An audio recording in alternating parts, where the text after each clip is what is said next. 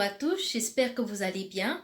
Alors je me présente, je m'appelle Mélanie et je partage avec vous des vidéos de motivation et développement personnel. Aujourd'hui, on va aborder le thème comment être heureux malgré tout. Il est vrai que dans la situation dans laquelle on se retrouve en cette période de confinement, il est difficile pour certains de se sentir heureux et de profiter de la vie puisqu'on se retrouve enfermé à la maison dans l'impossibilité d'accomplir la plupart des projets qu'on aimerait réaliser. En fait, tout cela se joue dans le mental. Le premier frein au bonheur, c'est qu'on a souvent tendance à rattacher notre bonheur à des choses qui ne dépendent pas forcément de nous, c'est-à-dire à des choses extérieures. Alors que notre bonheur doit être intérieur et on se doit d'être la source de notre propre bonheur. Le deuxième problème, c'est qu'on a souvent tendance à attendre que toutes les choses dans notre vie soient parfaites et c'est notre condition pour être heureux, alors que ce ne sera jamais le cas.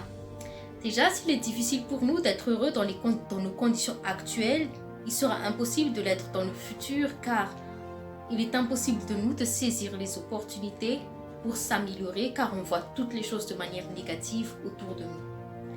Il est vrai qu'il arrive parfois des situations dans la vie qui nous attristent. Bon, pour certains, le confinement, ça les attriste, ça les frustre et toutes les émotions négatives qu'on veut. Il est vrai qu'il y a des circonstances dans la vie comme ça. Et c'est tout à fait normal de ressentir ce genre d'émotion. Mais ça ne doit pas être quelque chose de permanent en fait. Les circonstances de notre vie qui nous influencent de manière négative ne dépendent pas forcément de nous. Mais nos réactions face à ces situations dépendent uniquement de nous. Et c'est là qu'on a le choix en fait.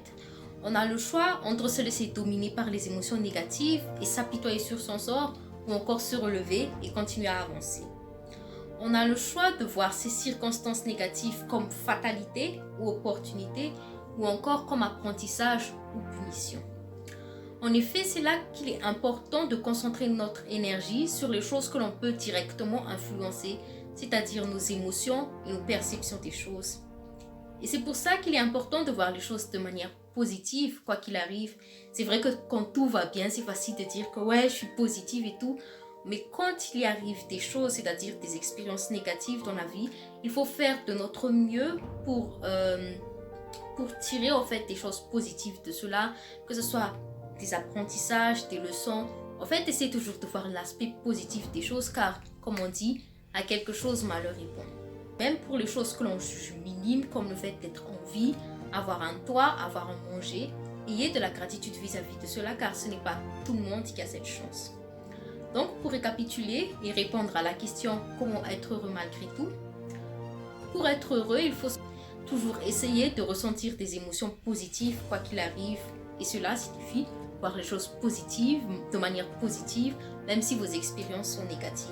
Ensuite, éprouver de la gratitude vis-à-vis des choses que vous avez, aussi minimes qu'elles soient à vos yeux. Donc, c'est le message que j'ai voulu vous transmettre aujourd'hui. Si cette vidéo vous a plu, n'hésitez pas à vous abonner et à partager autour de vous.